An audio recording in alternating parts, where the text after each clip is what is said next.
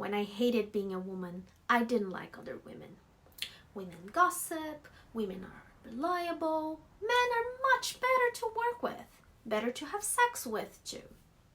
It sucks to share the same space with other women.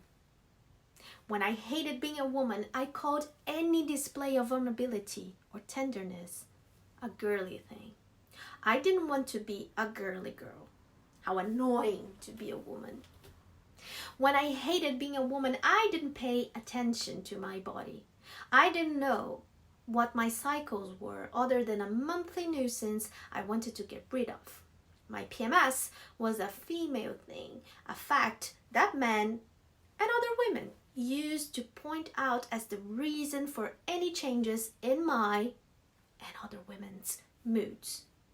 What a pain to be a woman. When I hated being a woman, I didn't recognize the abuse my body went through on the streets, public transportation, at work, in sexual relationships. The situations I was in were just things men did because I'm a woman. I was the one who should have been stronger and defended myself or just shut up. What a hardship to be a woman. When I hated being a woman, I thought I should accept harsh criticism on my body and appearance coming from other people and myself. A body that was always inadequate. The weight, color, hair, nails, smell, texture, voice, what I eat, how I move, what space I occupy. An uncomfortable body, a woman's body. What a nuisance to be a woman. When I hated being a woman, my enjoyment didn't belong to me. My body was at the service of men from whom I wanted attention, affection, respect, or just sex. I didn't know the ways I wanted to explore this woman's body. So the very little men gave me, I called it pleasure. That just meant being a woman. When I hated being a woman, I thought that maybe if I used the right code, I would be more of a man. If I behaved like them, maybe I would be more accepted and less disrespected. Maybe if I didn't dress like a girl, didn't act like a girl, didn't listen to music like a girl, didn't cry like a girl, didn't have sex like a girl, maybe if I wasn't such a girl, such a woman, I could live better in a man's world. When I hated being a woman, I thought anyone could call themselves a woman. After all, I didn't link my sex to everyday oppression. Because being a woman in my mind was like a costume that some people choose to wear, as if lipstick, hair, clothes, and behaviors define what it is to be a woman and how others perceive you as women. And I tried to take that costume off, or at least alter it enough to make me more suitable.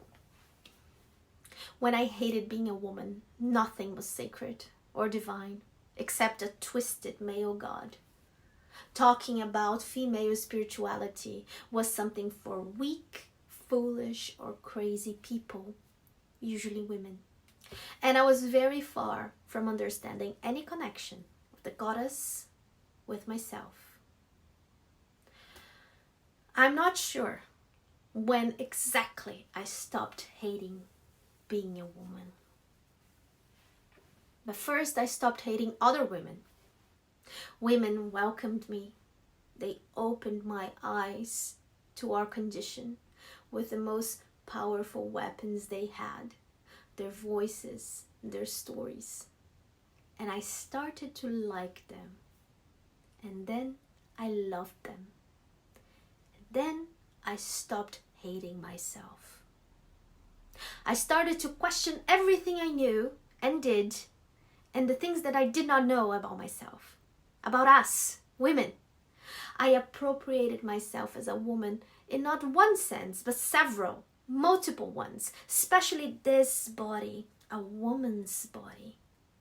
I investigated further. I made myself vulnerable. I connected to what is sacred to me. I started to like being a woman. And I stopped collaborating with my own oppression. I menstruate, I bleed. But now, with the awareness of how much this is a powerful tool of self-knowledge, I still suffer oppression as a woman every day. But I fight as best as I can with others by my side. I still find myself speechless in the face of injustice. But now I know my voice has power when I tell stories, including my own story. I know that my sex is the main marker of my oppression. And motherhood brought this perception with even more material objectivity of what it means to be female. And this is becoming more and more clear to me. I still have a hard time claiming my own pleasure, and I still catch myself looking in the mirror with harshness and criticism. But today, I honor my body, and I learn what makes me feel good.